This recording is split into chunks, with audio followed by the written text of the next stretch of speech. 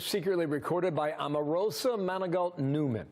The president calling his ousted advisor wacky and vicious after she secretly recorded some of her conversations with him and with Chief of Staff John Kelly, like this one that occurred apparently in the White House Situation Room. I think it's important to understand that if we make this a friendly departure, we can all be, you can look at your time here in the White House as a year of service to the nation, and then you can go on without any type of difficulty in the future relative to your reputation. Gregory Corti, White House correspondent, USA Today. How you doing, sir? And good morning to you. Good morning. How are we to understand this relationship? Boy, it's complicated, and it goes back many, many years. As you know, she was a contestant on The Apprentice, which was Donald Trump's reality television show before he became president.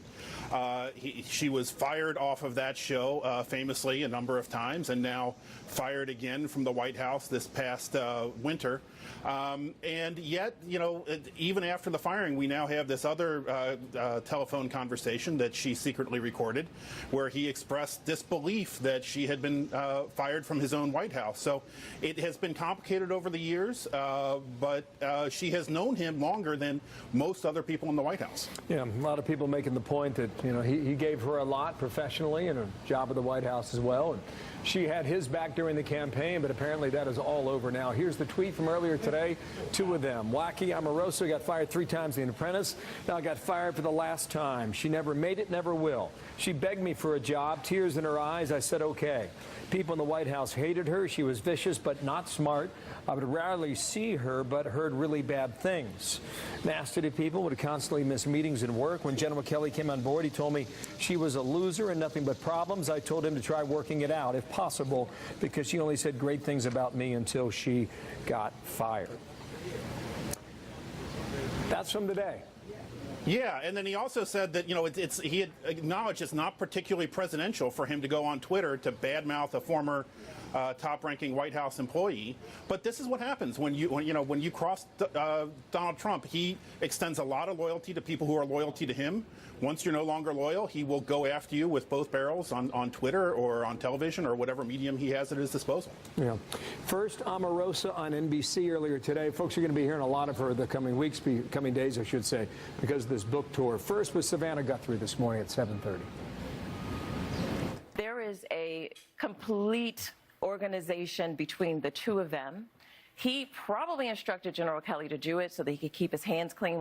I thought that he would take his oath of office seriously, that he would be committed to advancing this country. But instead, as I stated, there was a report that said he has said something like 4,000 lies since he's taken office. So he absolutely has an issue with the truth, and sometimes he battles with reality. Just about an hour ago, Greg, we had Sean Spicer react to that very comment from her, and this is what Spicer told us here in America's Newsroom.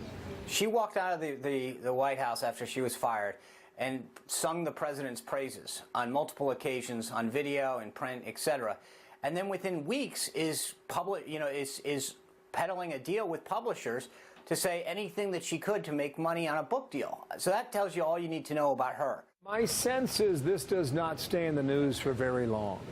What do you think? Well, first of all, it's August, and so we always see in August a sort of a lull in the news. The president's been at Bedminster on vacation for the past week, so, news abhors a vacuum, and so this is what we're talking about right now. There certainly have been many statements that Omarosa has made that have been inconsistent with what she wrote in the book, what she's saying now, what she said at the time when all of this happened. It's a uniquely sort of Trumpian soap opera with, you have a reality television star, you have all these allegations back and forth, he said, she said. It makes for a compelling drama.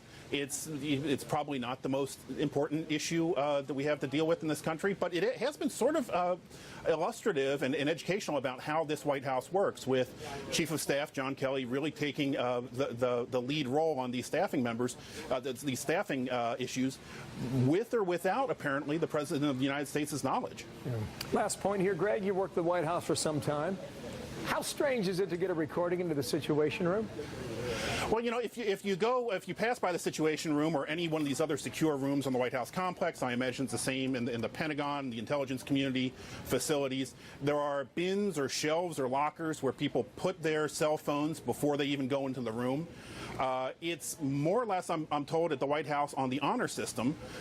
Everyone there has a secret or top secret security clearance.